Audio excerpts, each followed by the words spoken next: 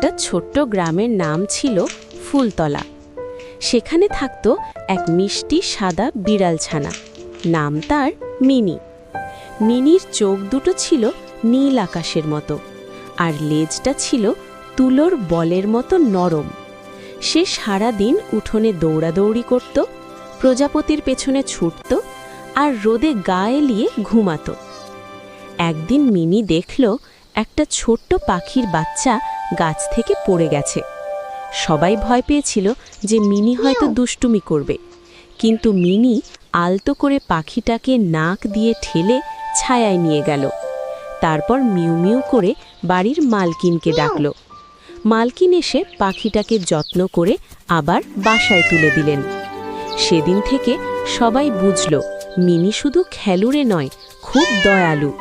গ্রামের সব বাচ্চা তাকে আরও বেশি ভালোবাসতে লাগল। সন্ধ্যায় মিনি যখন চাঁদের আলোয় বসে থাকত, মনে হতো সে যেন ছোট্ট এক পরী বিড়াল, যার হৃদয়